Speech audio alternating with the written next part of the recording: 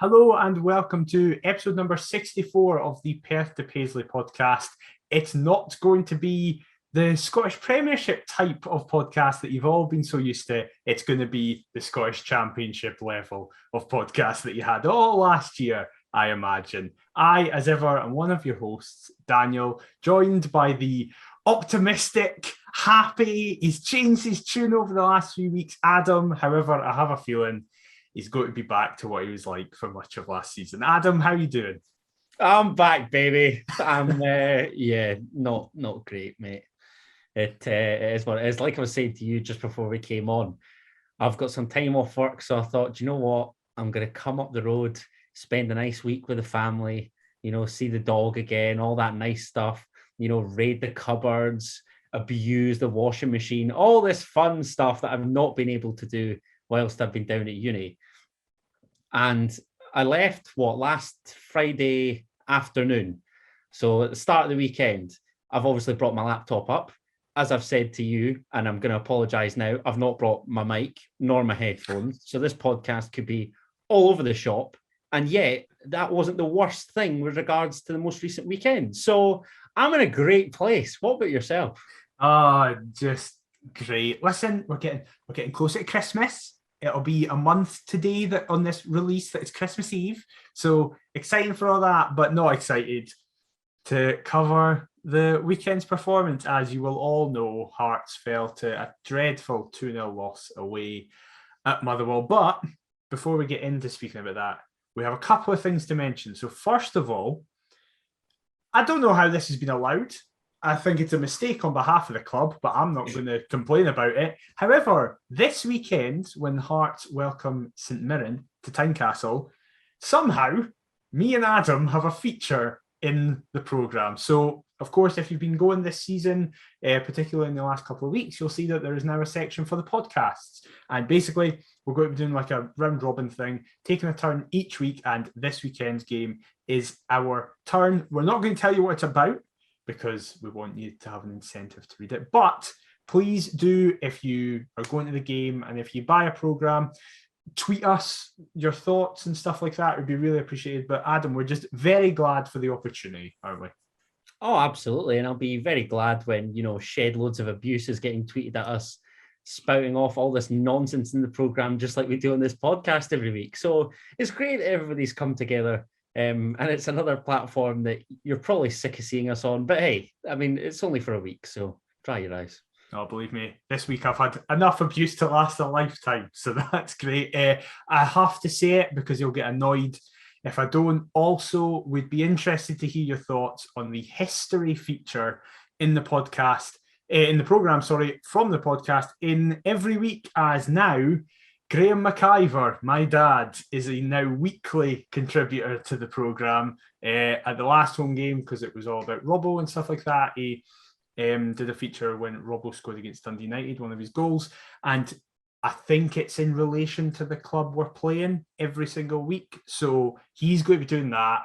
Daniel and Graham McIver are going to be in the programme together. I'd always hoped it would be in the back of the team sheet. It's not. However, you'll just have to settle for that. So yeah, please tweet us your thoughts. We really do appreciate the club for getting us involved, much like all the other podcasts.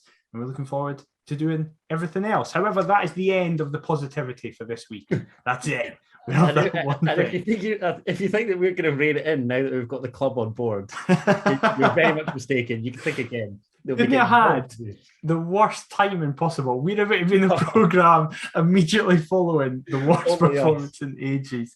But yes, first of all, we will speak about the rest of the results in Scottish football, because it was just a perfect weekend for Hearts, wasn't it? Oh, a tremendous. Yep, loving it. So our main competitors this season, Dundee United, got back to winning ways after the defeat against us as they beat Aberdeen 1-0. And Aberdeen just continued to be the weirdest club in the league just now, where they look like they could be anybody and nobody.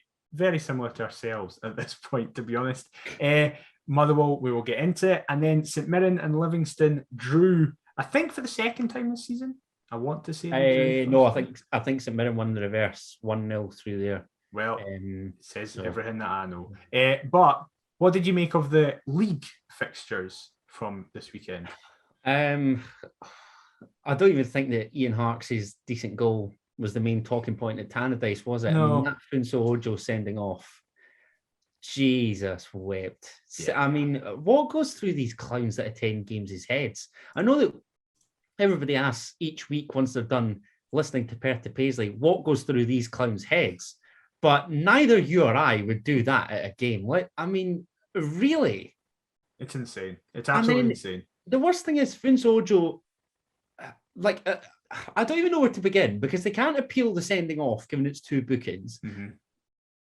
It's not even a booking because he retaliates just as you would expect somebody to do so from being shoved.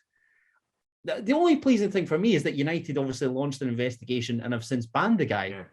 He doesn't. I don't even think Ojo retaliates much. He just kind of stands up to the guy and is like, "What are you doing?" Okay, it doesn't swing a punch in retaliation. Yeah. I mean, he obviously looks him up and down. Yeah, just to say he's very restrained. I really commended him for how restrained he is. And the fact that I mean, that's the main kind of talking point. I was going to talk about matters on the park as well. Callum Butcher's sending off is one of the funniest I think I've ever seen on Ramirez, right in the clacker bag. That was just funny. And Ian Harkes, it's a decent winning goal. But they play Hulk Hogan's theme when he scores, and it's the weirdest thing.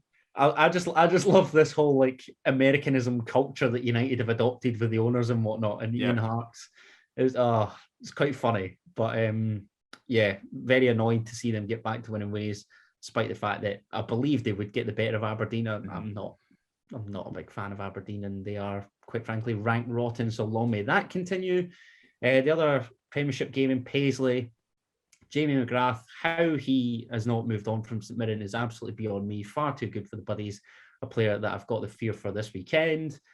And two great goals, actually, because Nicky Devlin's equaliser was good.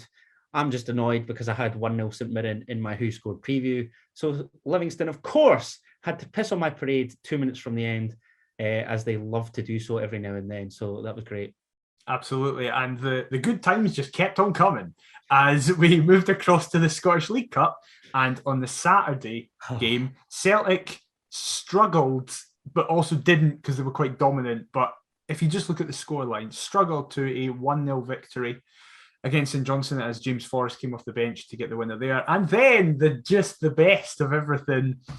After I got abuse last week for saying, oh, by the way, I think Hibs could do this, by the way, and Scott and you are going, it's nothing but a dominant Rangers win. A 38-minute first half hat-trick from Martin Boyle seals a Celtic versus Hibs League Cup final on the 22nd of December as Rangers just looked absolutely terrible. You know, it's bad when Celtic are the lesser of two evils heading into the final. I mean, what is it about Celtic and this competition where you said they struggled past St Johnstone? They battered St Johnstone, really, just in the same way as they battered us in the round of 16, I think it was, but have come away, obviously, with the win. That's all that matters in the Cup. Didn't watch the game, saw the goal. Terrible. But rest assured, I was certainly watching Rangers Hibs in fear. I'll definitely be watching the final behind the couch because I did not foresee that coming. I didn't even know that Martin Boyle had never scored against Rangers prior to that. Mm-hmm. So that was quite something once I'd learnt that fact. Rangers were just very poor, weren't they? Really, really poor. And that I'm not taking away from Hibs because they obviously earned it. But you're not going to find me giving Hibs credit on a Hearts podcast. So Rangers were rank. James Tavernier was god-awful. Alfredo Morelos was horrendous. And they take off their best player, or the one player that I thought tried to make things happen in Joe Aribo. And Steven Gerrard must have watched it absolutely pissing his pants as a result. So, yeah, just capped off a fantastic weekend. I mean, I was left on Sunday after the Rangers Hibs thinking, when can I get back down the road? I obviously must be some kind of bad luck charm. I should just stay down there. Yeah, exactly. I couldn't watch the Celtics and Johnson game as I was on my way back from Motherwell. What an inspired decision. Yeah, exactly. And I just didn't watch the Rangers Hibs game because I was like, nah, I can see the way this is going to go. I wish I hadn't bothered. I'm not watching it. But yeah, it was not a good weekend of football, which was very much 80% of the reason was the game we're now going to speak about, as Hearts fell to our second loss of the season as we travelled through to Motherwell. Fir Park, my first time ever seeing Hearts play at Fir Park. I had seen Motherwell play St Johnstone at Fir Park in 2015. As at university, I flat shared with a Motherwell fan and went in the Motherwell end to a 1-1 draw. It was riveting. A treat. Yeah, exactly. It was in January as well, and it was not a fun time. However, it was more fun than that past weekend. So the teams came out, and for us, it was a one change that was enforced. Craig Halkett missed out due to a groin strain, and in came back Michael Smith. Taylor Moore pushed across to centre half. However, apart from that, team stayed exactly the same. Boyce returned on the bench. You, of course, last week, alongside Scott and myself, were speaking about how you were happy to see the exact same team in terms of that front three. Obviously, Boyce coming back in was a positive. How did you feel when you saw the lineup before we actually got into the game? I've looked at it like Stevie Wonder, because I had thought that we were unchanged, and then I'd seen Michael Smith's name just under Craig Gordon's. Obviously missed that, and missed the fact that Craig Halkett had dropped out of the matchday squad. So initially, I was quite pleased. I thought, wow, we've gone unchanged. Then obviously saw that Michael Smith had come back in, so I was like, right, okay, that must mean that one of Taylor Moore or John Souttar is at the back. I then thought that it would most likely be Taylor Moore, because I believe John Souttar's a better ball player, so you'd stick him on the outside, and Taylor Moore just looks massive. So naturally, I thought he'd be, that kind of central pillar, if you like, and was feeling optimistic enough. I wouldn't say quietly confident or that, but I thought Fir Park's always a tricky place for us to go. I think immediately after the international break, it's a fixture we could have done without. I think had we played it directly after the United game, I'd have felt a lot more confident, because then we've moved right onto that the next week. And I don't want to blame the international break per se, but I do feel as though it's come at a bad time for us, as was reflected in the performance and, of course, the result. Well, I had said last week that I wouldn't have minded an unchanged side. However, I felt that if Boyce was fit, he should have started. However, as I said, I wasn't going to complain too much, because it would have been very harsh to make any changes. Who expense, can I ask me? Ben Woodburn's, controversially, or Gino's. I would have kept Mackay, but and that isn't based off the Dundee United game. That is just based on the season as a whole. But that's not dropping Ben Woodburn after exactly. Probably would have been Gino the most likely. 100%. That's the first choice that we seem to have gone with when Boyce has been fit. Mm-hmm. Woodburn and Mackay either side of him. Definitely. And that's why when I saw the team sheet, I was very similar to you. I was like, right, okay, good. However, there was a little thought at the back of my mind. And I had said this to you the 2 episodes ago now, when we were previewing the Dundee United game, and you mentioned that front three of Gino, Woodburn and Mackay. And my worry was that if it works really well. If it doesn't, it really doesn't, because they are 3 almost identical players. What I mean by that is, I know that Gino and Mackay are more direct and out of the 4 wingers, and the other 2 in terms of Woodburn and GMS are more likely to kind of support and drift and link up. However, they are all wingers. None of them are strikers. So the worry was, if within the first 15 minutes it wasn't working, you don't have a lot to change it. And that is very much what happened at the weekend. My dad's opinion, but I've seen a lot of people on Twitter say this, that if we turn up on a day, we'll win. It doesn't matter who we're against. If we turn up and go, we've got this, and play well, then we'll play well. Within the first 90 seconds, I was nudged by my dad going, we're not turning up here. It was that immediately apparent, as Motherwell changed tactic from the last time they came to Tynecastle. They kept the same formation, that 4-3-3. However, when they came to us, they were allowing us to have quite a lot of the ball in our defensive third, and then that allowed us to build up. That totally changed on Saturday, as the minute our defence got the ball, they were pressing really, really high, really, really urgently, and it meant we were immediately on the front foot. Now, I know you've only seen the highlights, so it's hard to get the feeling of a whole game because you just see the highlights. But just from that, because I've watched them back as well, I think it is apparent that Motherwell were just free-flowing, attacking, and we didn't know how to deal with it. They certainly, caged us in. I think you even see that with the Taylor Moore sending off that we'll no doubt speak about. And it's what I crave when we're coming up against better sides, particularly at Tynecastle. You can't afford to give good players time in the ball because chances are they'll end up punishing you. It's so simple to say because it's fact. And Motherwell will no doubt have looked at Hearts and thought they've made a decent start to the season. They've only lost the once in the league. They've just come off the back of a 5-2 win against Dundee United, another, Euro contender, if you like, at this early stage.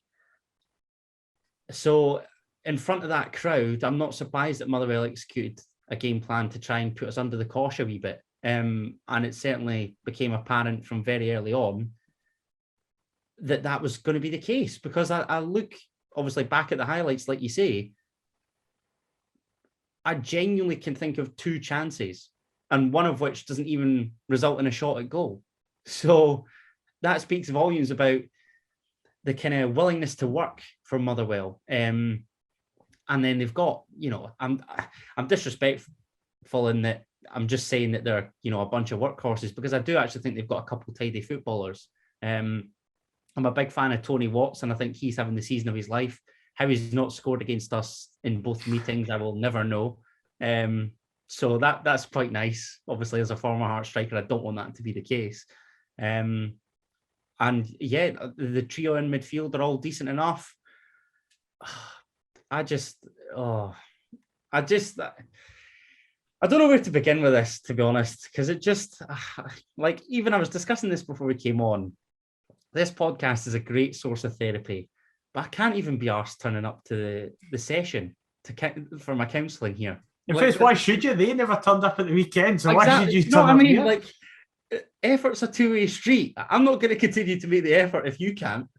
And I love that idea that Nielsen ahead of Saturday is listen, lads, if we didn't turn up, Adam Kennedy's no doing his podcast.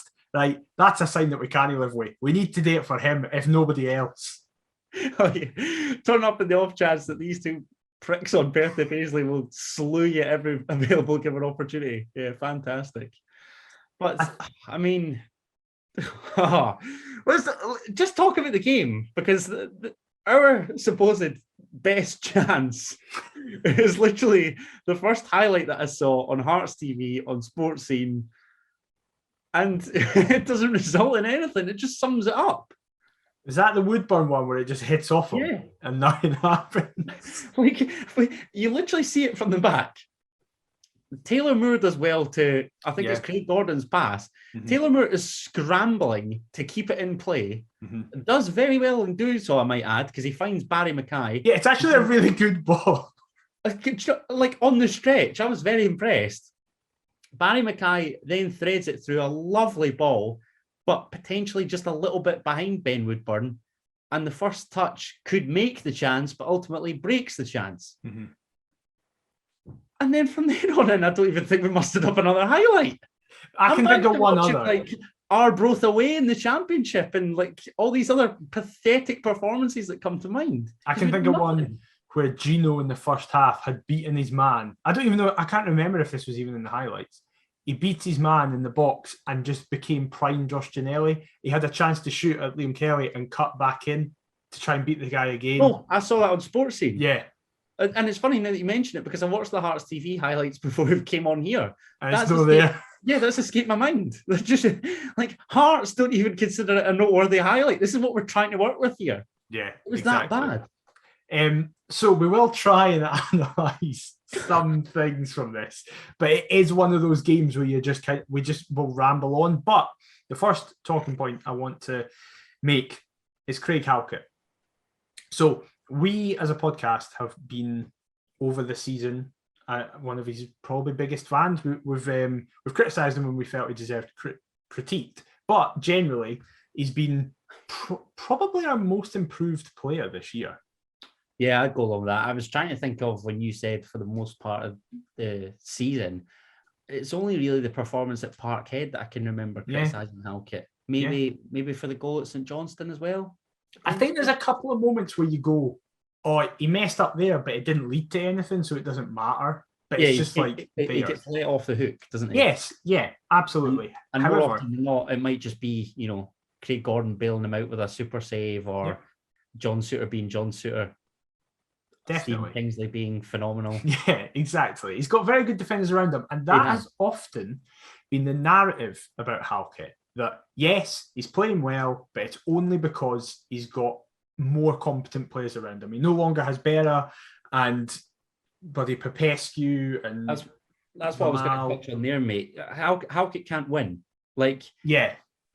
If he's alongside Berra and Popescu, people say, oh, well, you can't expect him to play that well given he's alongside Berra and Popescu. It's like, well, he's performing miles better than either of them. And equally, whilst he might not be as good as Stephen Kingsley or John Souttar, he hasn't looked out of place so far this season.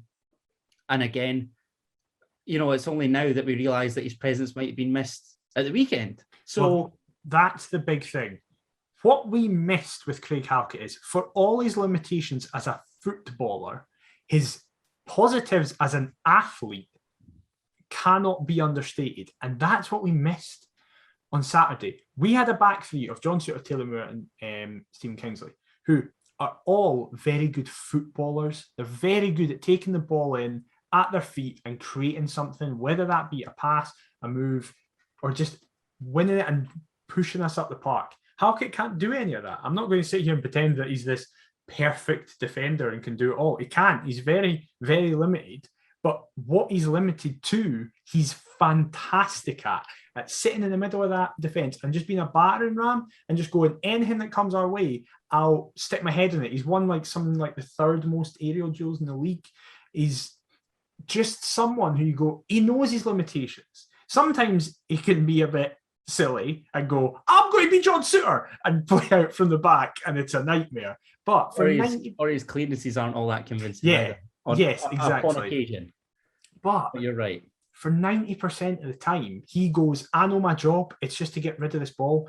And we missed that steal at the back. It properly was an eye-opener for me, who has been someone who has been I've been praising Halkett this whole season, and I don't think, I said this on Twitter, and I don't think Halkett would have changed that game so that we'd win. I don't think we would have won that game just because Halkett's there. But I think the performance wouldn't have been as pathetic as it was if he was in it. Can't disagree. A centre-half's not going to come in and win us the game on his own, because ultimately, offensively, that's probably the worst that I've seen us this season. Mm-hmm. I think, I was trying to think about it, I think it's one of only 2 league games that we haven't scored in so far this season, the other being the derby. I was just about to say the derby, and I can't think of anything else where we haven't. I think that's right. But I don't know. I'm with you. I don't see how it could have been any worse had Craig Halkett been selected in that 11. So who's to say that we might not have? We might well have won. I don't know. Exactly. Turn back time, huh? I then want to move on. So people will accuse me of being biased and stuff like that. So I will explain my position on Alex Cochrane's performance, who I've been saying every week, going, he never has a bad game. He'll have one eventually. He had one eventually. He was horrific at the weekend. But is still a young defender. Yeah, of course. Of course. And this is something that I don't think people understand. Alex Cochrane's 21 years of age? Yep. On loan at Hearts from Brighton. He's out here on loan for a reason. And look, the goal, we'd be as well to just touch on the first goal. Yeah, go for it. He he takes the throw into Cammy Devlin and instantly receives back. Not got any problems with that. The ball that he then sends up the line is aimless.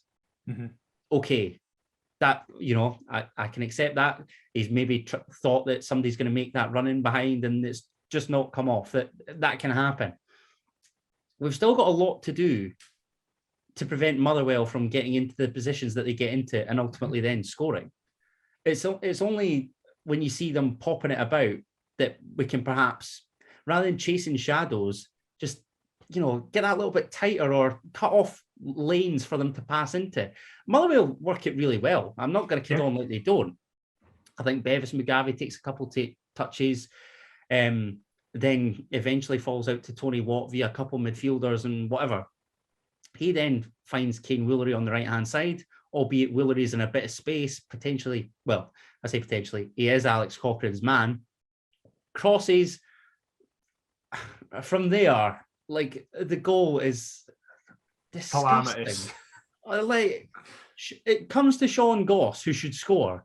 I don't even know what happens. Like he doesn't even look to shoot, and it somehow falls. There's some stramash or other, and then it breaks to Connor Shields, who we know all about, given last season. I think the last league game that Hearts lost at Tynecastle was to Queen of the South, where he scored a brace, and we genuinely made him look like R9. Yeah. So, look, it wasn't a great game for Alex Cochrane, but in terms of blaming him for the first goal, yes, he might lose possession, but I mean, let's have a look at, another handful of players that could easily prevent that goal from happening. That was the other thing. A lot of people were saying to me, why aren't you throwing him under the bus? Why aren't you calling him out? It's like, I think, and this is emblematic of football fans generally, they're very like, we as a community are like, we live and die by the last game. So often you can have a player who's been really good all season, and the last game you go, that's shocking, awful, terrible. But I'm like, listen, he had a really bad game. He did have a really bad game, but he's got a lot of credit in the bank. Like, he's been flawless in every other game. So I'm not just suddenly going to go, right, big changes are needed. We need to be throwing this out. Does Cochrane need dropped for a couple of games? Like, no, that's ridiculous. You can simultaneously be like, he had a very bad game. And you don't need to just go, right, why aren't you saying you hate him and he's the worst player ever? It's like masters of our own downfall. We've obviously built ourselves up. Like, the bar's been set so high off the back of that United win that everybody's just expecting Hearts to churn these out week by week. Yeah. And, you and I are young jambos, but even we're not daft enough to know that Hearts don't do this week by week. There was always going to be stumbling blocks along the way. The only frustration for me is the fact that whilst I acknowledge that Motherwell was a tricky fixture and they did play well, we did make it easy for them. And that was evident with the highlights. That perfectly plays into the next point, because we do go 1-0 down. However, at that point, it's not disastrous by any means. It's not, the game isn't away from us. We've had multiple games this season where we've been 1-0 down, and you think, okay, if we just get back into this, it's fine. And I think a lot of Hearts fans, particularly Hearts fans who were there, were thinking, right, listen, this has been awful so far. We need to wake up, but that will wake us up. That will be right. Listen, we've conceded, head switched on now. Keep the ball for the next 5 minutes, settle into the game and see what happens. It was as if it did the opposite effect. It was as if their heads just went down and they started misplacing more passes. You spoke about how Cochrane's ball up from the throw-in was aimless. We had 7 throw-ins in that first half from that hand side. Only one of them went to a Hearts player from the initial throw. It was that was probably the one for Devlin. That was the one that we conceded from. Jesus. One of them, it won't have been the highlights. Benny nearly got concussed because the ball got played. Oh no, I think we actually did win this one, because again, I think it was Cochrane to Devlin and we had conceded by this point. So Cochrane clearly was being shut down and was like, I just need to get rid of this. So came across it sideways, put his laces through it to send it a massive switch to Michael Smith, and a yard away Benny's standing and it tans him in the head and he just crumples to the ground. Colin panics and there's like a hush goes down because he just dropped. Thankfully, he was okay. But it summed up what was happening. It was like, we just lost the ability to even make a pass. It was like, as you said, with a chance with Woodburn, Gordon regularly was playing short passes out to our defence, and it was nearly going out for throw-ins. There was a couple of times where it did just go straight out for throw-ins. Suter looked like a different player. Like, I don't know what had happened to him. He was one of the worst, in my opinion, of that back line. Just didn't look like his usual self. Just couldn't pass a ball out and was constantly caught in possession. I hate to be that guy, but it's that transfer talk and speculation, and I wouldn't say so. I would say, and it's kind of the summary of this whole game. I think it was everybody just so happened to have their bad game at once, so it's far more obvious. When one player's having a bad game, you can go, okay, they're not doing great. But yeah, it's like everybody else around them's doing well. That's happened quite a few times this season. But no, it was like everybody's shit. How have we somehow found a positive spin to put on that pathetic performance? Because we're good podcasters, Adam. Is this just the fact that if everybody's got like an allocation of a terrible performance to use up, they've all had it. They've all selected a wild card this week. Yes. I'm fully expecting us to batter St Mirren on Saturday now. Why exactly. I want to move to the middle, to the two in the middle of the park, Benny and Cammy. When Motherwell came to Tynecastle, we were waxing lyrical about how, despite Motherwell having three in the middle of the park, it didn't feel like it because Benny and Cammy were just pulling the strings, made it really, really easy for us. And rightly so. That did not happen at the weekend. They were completely overrun. Cammy just, he wasn't able to put his foot on the ball for more than a second to find a pass. And Benny, Craig Fowler in his match summary said it was by far and away Benny's worst game in a Hearts jersey. I would very much agree with that. I would say it's the first time he's had a bad performance. Previously, he's had less good performances, and you'd go, oh, that's probably his weakest one, but he still played all right. Whereas Congolese king, I felt he was really bad at the weekend. And again, we're not being hyperbolic. He has been in the top two signings, arguably, of the window and has been one of the best players in the entire league this season. But I think what Saturday showed was one of the reasons Everton let him go, and the reason he's here, and that because we keep going, how have we got him? How have we got him on a 3-year deal? We needed to take that game to them after we conceded. I can't remember in the 90 minutes and making a forward pass. Every single time he just would get it and either play it horizontally or, more often than not, backwards. And there was one moment in about the 39th minute where Gordon played out to Suter. Suter played it in the middle of the park to Benny, and Barry Mackay made this bombing but rounded run behind the Motherwell back line, and he would have been in, and Benny looked and turned and played it to Cochrane, and the entire stand was like, that's a moment where you need to just take a risk and play it forward.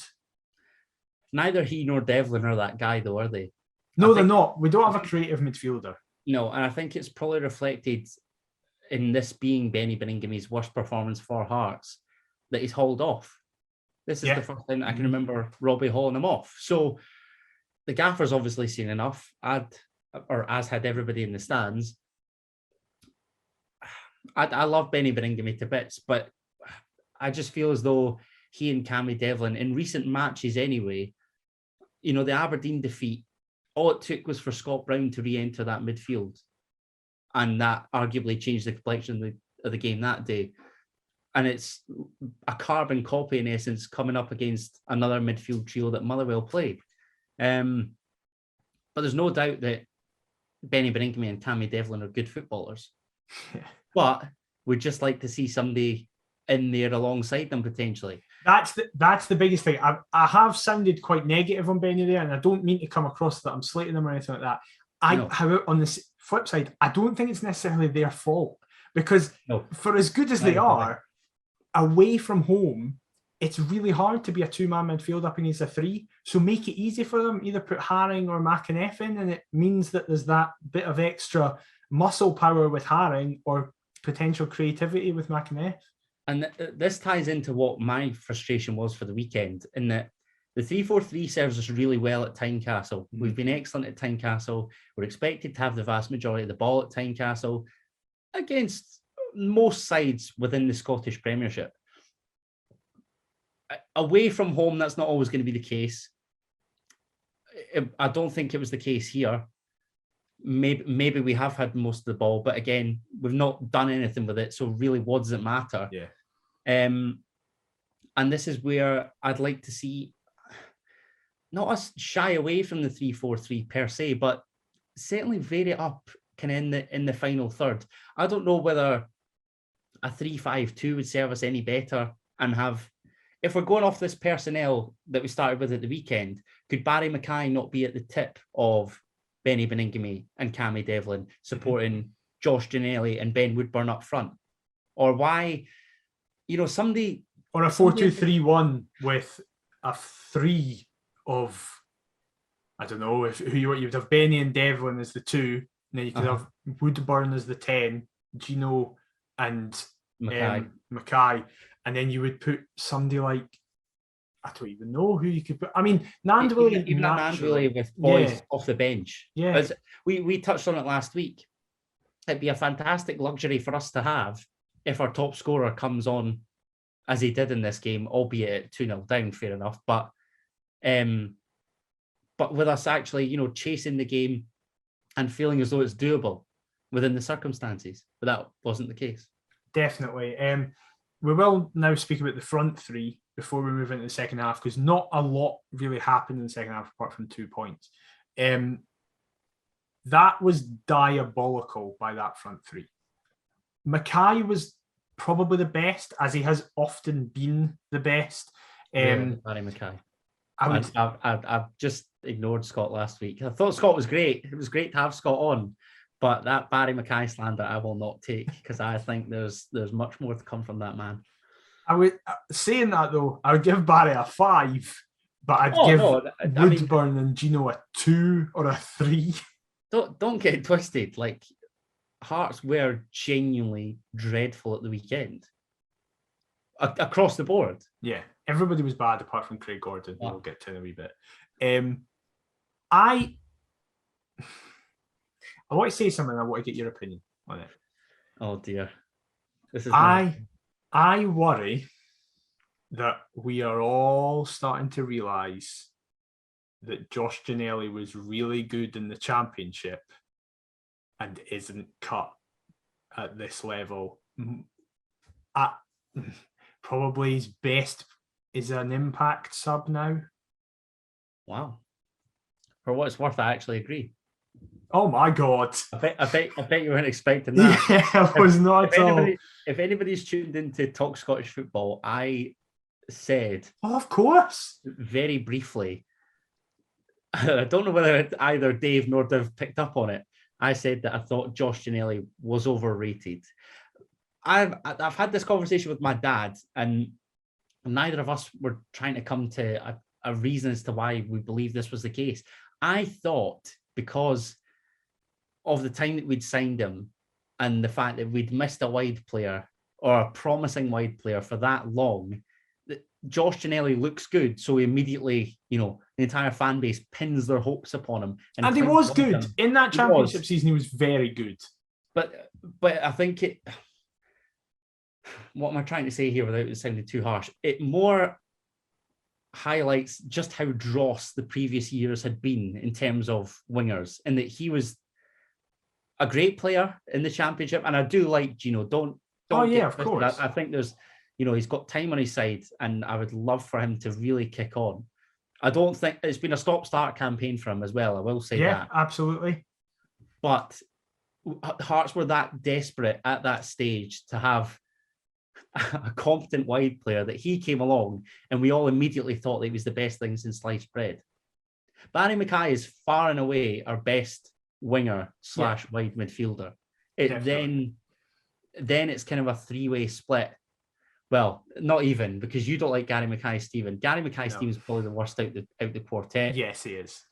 Then it's Ben Woodburn and Josh Ginnelly, who we're wanting that little bit more from, because I believe that both are capable. Yeah, definitely. And this is where the frustration comes, because both are good footballers, but we'd like to see it on a more consistent basis.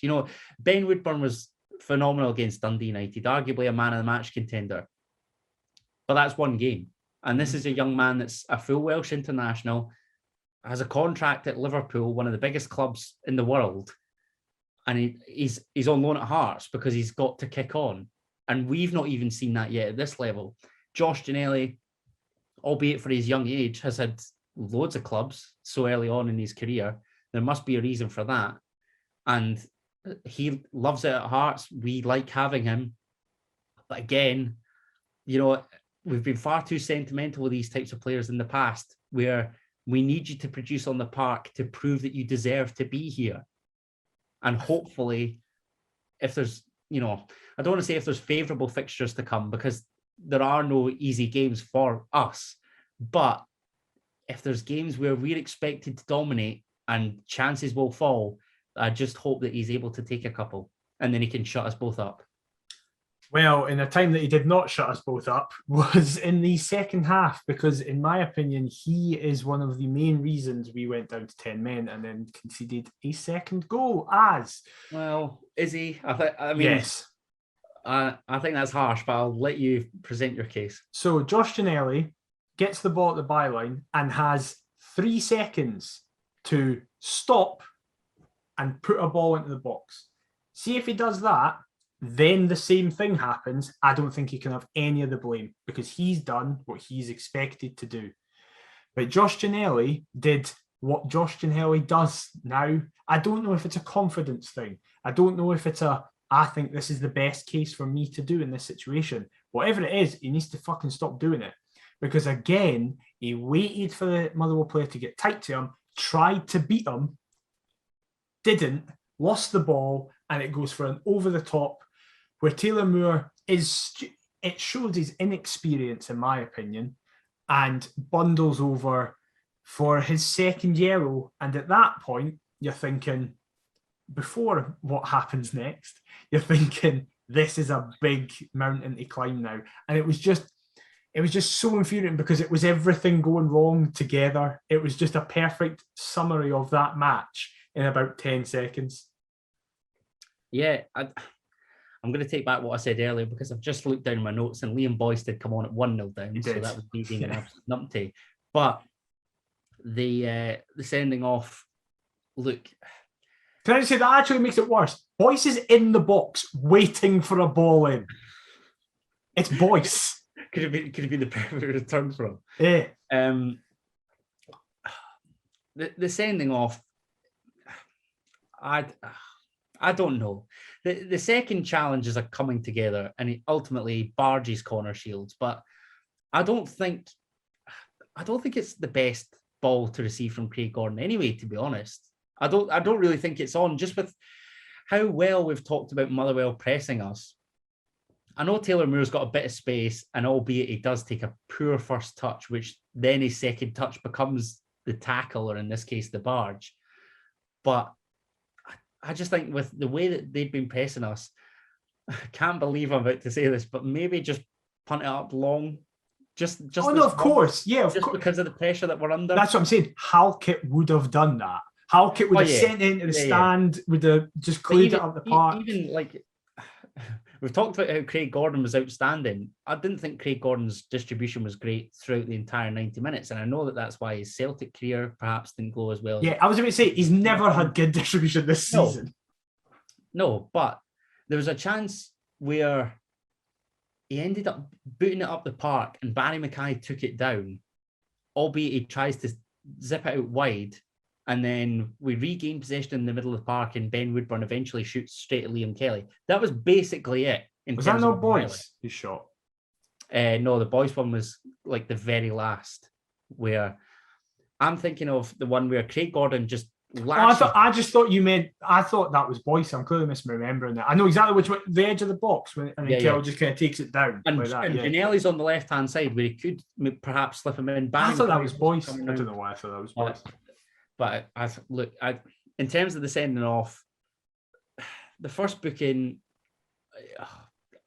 is, but the second I think is harsh because it's just merely a barge on corner shield. I think it's because if Shields gets that, he's through 1-on-1. Probably, and that's, Is it though? I was going to say that's decent officiating, but I'm not gonna give referees and assistants credit because week by week, I mean, there's Bobby Madden just dropped another absolute clanger with the Finzo Ojo sending off, but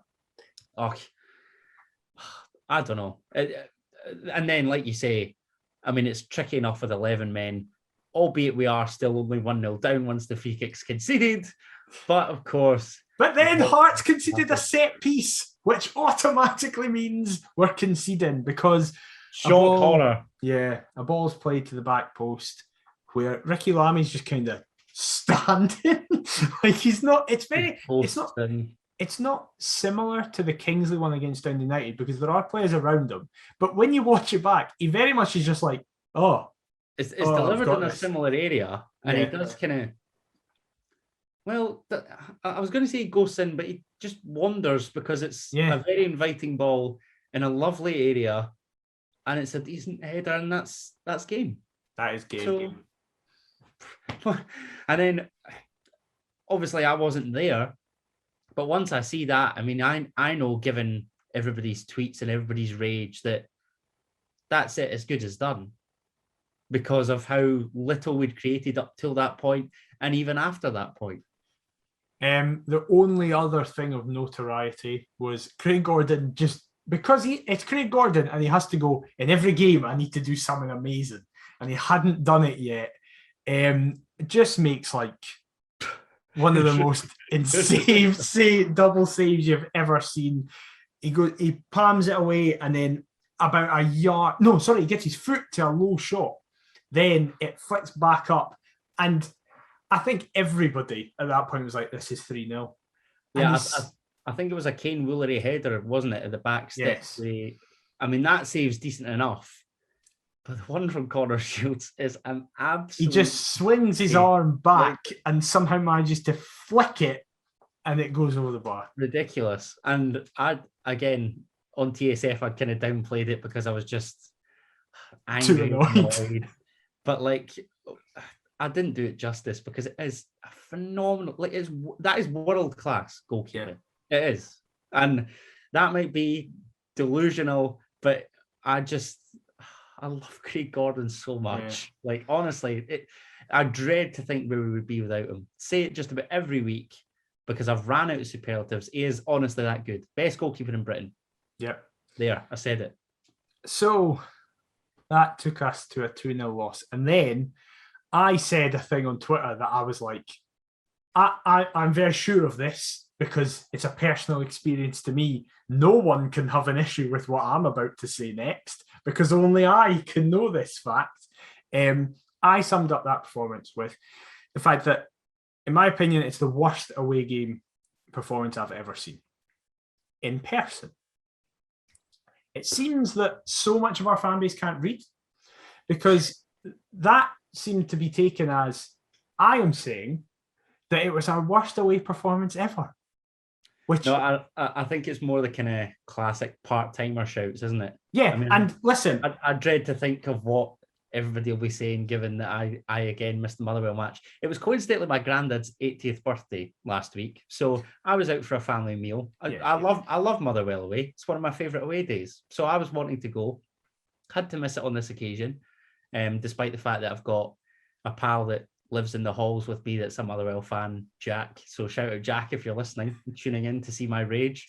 And I was devastated to miss the Motherwell match. But again, I'm you can't win them all, mate. I think this is merely just the fact that you've decided to go to Fir Park, albeit you may not go on a regular basis. I've been going regularly away, but I've decided to unfortunately miss this one.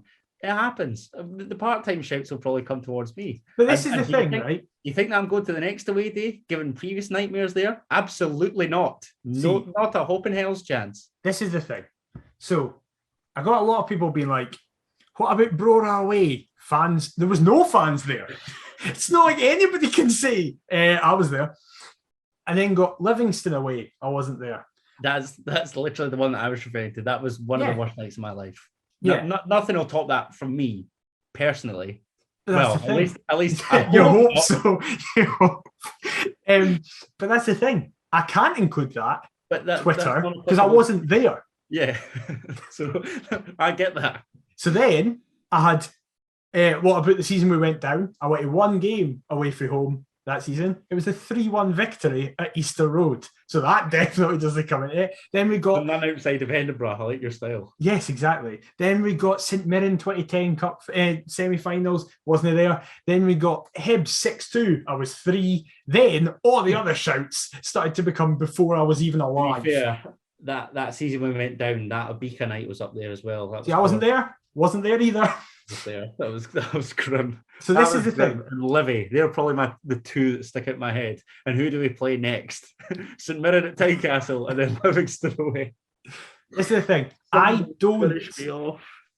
don't go to many away games, as for personal reasons. I don't like going to away games. I'm not going to get into that just now, but I really don't enjoy going to away football games. I am very much like Tynecastle. That's it. So it was... I'd like to think that we win the majority of our home games. Exactly. Hearts have painted you a pretty picture. I can see it. Yeah, see? This was literally me in my younger years because Dad refused to take me away. I think we are like world class for most of the time. But yeah, that's it. Listen, I am happy to accept part-timer shouts. It is just that thing of like, it's a proper like pathetic thing of like, I'm a bigger Hearts fan than you. Sound like cool, go for it. For me, that was the worst performance I've ever been in attendance for away from home. Nothing can come close to that because nothing sticks out of my head.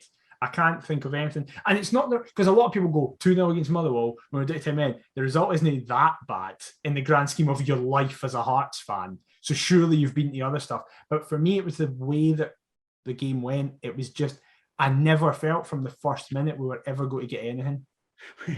We've summed it up. Remarkably, we've dragged out a good 50 minutes talking about such a dross game that we've literally had 2 chances, one of which didn't equate to anything.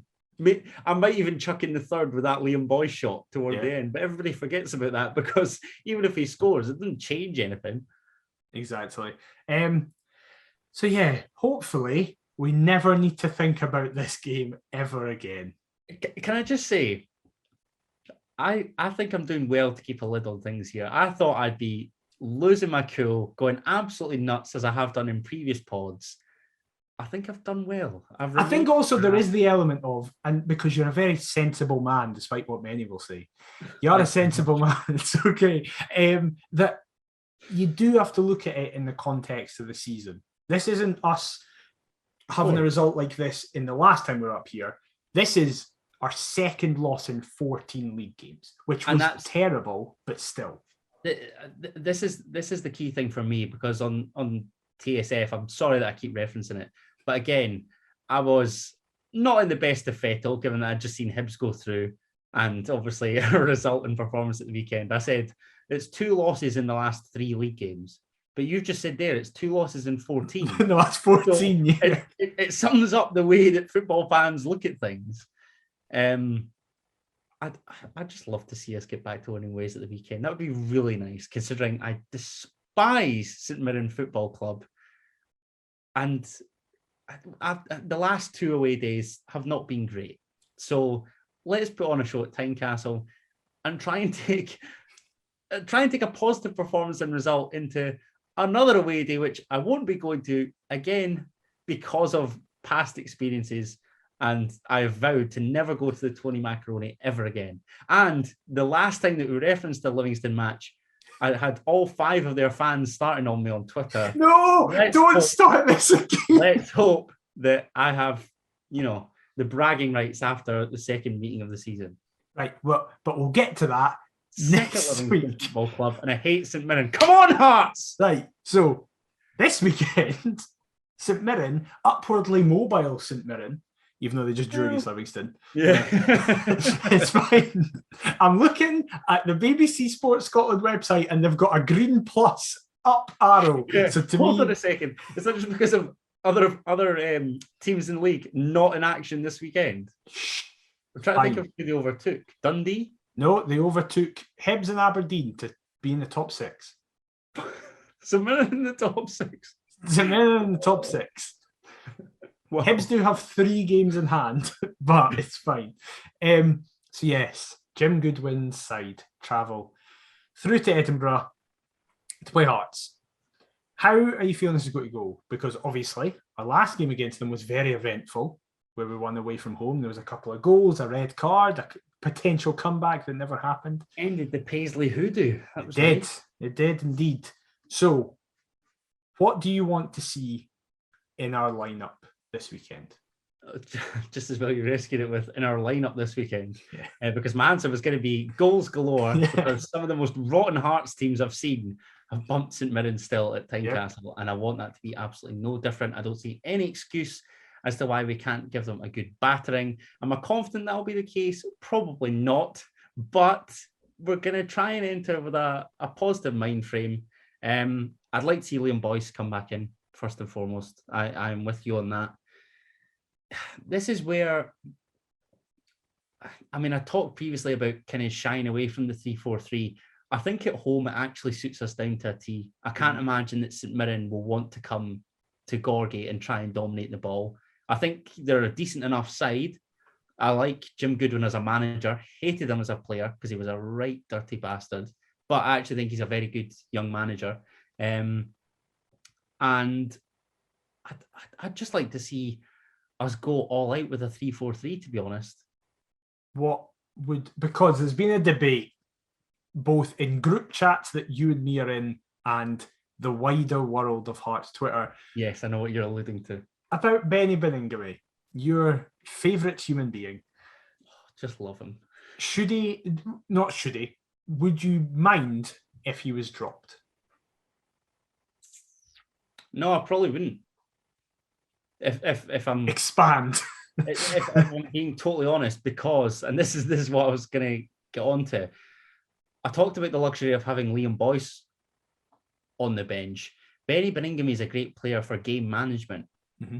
If I dread to think that we're protecting a lead against St Mirren at home, but if that is the case, he's not a bad sub to bring on in that circumstance. Neither would Peter Haring be. I said it sort of on previous pods. I would like to see Aaron McEneff get the chance, and he and Cammy Devlin, I think, would work quite well in that duo. Do I think that's going to be the case? Probably not. But again, like we said earlier, if Robbie's taken Benny off at Fir Park, he's obviously not impressed by what he's seen, and he has said in the past that there are players knocking on the door that just haven't been given that chance yet. Aaron McEneff's one, who he obviously brought Benny off for. So maybe we might see that. I don't know. I would like to see McEneff and Cammy Devlin given a chance. Why not? So I'm basically in agreement with you. I would like to see the 3-4-3. However, there is a part of me that would be really interested to see, with the current full squad basically back fit, a 3-5-2 with. I hope Halkett's back, basically. I take it you're just wanting to run through teams, because I also would like to see Craig Halkett back. Yeah, so if it's a 3-4-3, I'd go with your side, basically. I would be happy with the team you played. If we played a 3-5-2, and even just to try it, because I feel like with this lineup I'm going to play, you can then just change it to the 3-4-3 in the game. So I would go. We're going to agree on the keeper in the back three, aren't we? I think. If Halkett's fully fit, he starts. Yes, I would go Gordon, Halkett, Suter, and Kingsley. Yeah, I'm with you on that. Then Hopton and Smith. Yeah, wing backs. Yeah. Then I'd be interested to play a 3, if you get what I mean, like a 3 in the middle of Devlin, and then either Benny, Haring, or McEneff. Robbie, you can take your pick, and then Woodburn or Mackay in the 10. Probably Mackay. Another and Boyce. And then, probably Woodburn and Boyce up front. To be fair. And like you say, it's got that bit of flexibility where it might even start as a 3-4-3 and then could drop into a 3-5-2 later on. Yeah, I like the look of that, man. I like the sound of that. As I say, though, if it is just the usual 3-4-3, it's worked so well at home. I'm not going to complain about that. And hopefully St Mirren haven't found how it's crackable. Hopefully they've not been watching the pitiful performances at Pittodrie and the Motherwell match. I was about to say, most teams haven't been able to do it at home. They've been able to do it at their gaff, but with us, it's like that. I was going to say something there, and I can't remember what it was, so it can't have been that important. Brilliant. Fantastic podcasting here. So I'm going to trouble you for a score prediction. Oh, shit. Oh, God. I don't even know what I'm going to look at for who scored, to be fair. Probably a sneaky 1-0. This is the thing, because whenever I back Hearts to win, I feel as though they're going to do me. So I might just predict a 1-0 draw in the hope that we go on and win. If you're asking me up front and honestly, I will say Heart of Midlothian 2, St Mirren 0. Hopefully it's comfy. Wow. Who's your goal Why scorers? did I get the impression that absolutely will not be the case? Probably not. Who are you picking to score those 2 goals? Watch Ben Woodburn get back in the No. Do you know what? I've said that I really like him. He's not scored for us yet. It's going to be Barry Mackay's time. Interesting. Both? What's yours? A double? No, Barry Mackay and... Why do I feel it's going to come from like an unlikely source? Alex Cochrane for this third. I'm going to be boring and say it'll be a boy's pen. Not specifically a pen, because that's how he scores most of his goals. I'd love for him to get a goal from open play, because I think he's needed it. You? I'm going to go with your initial guess. I'm going to go with a 1-1 draw. Oh, don't say that. Don't say that. Reverse psychology. Every single time I go to Tynecastle, I always say, this is going to be rubbish. We're not going to score for that free kick. We're not going to score for that corner. And we've done it at every point. So we keep rating every single set piece. Yes. And then praising theirs. Yes, exactly. So I think it's going to be a 1-0 draw with Liam Boyce scoring and Jamie McCart getting a goal. Jamie McGrath. Who did I say? Jamie McCart. Did he play for St Johnstone or something? Yeah, that's the centre half. Oh, do you know why I said that? It's because we were apparently in for him for Suter's replacement. I'd take that. He's been linked with Hibs previously. I know he has, which is why everybody's speaking about it.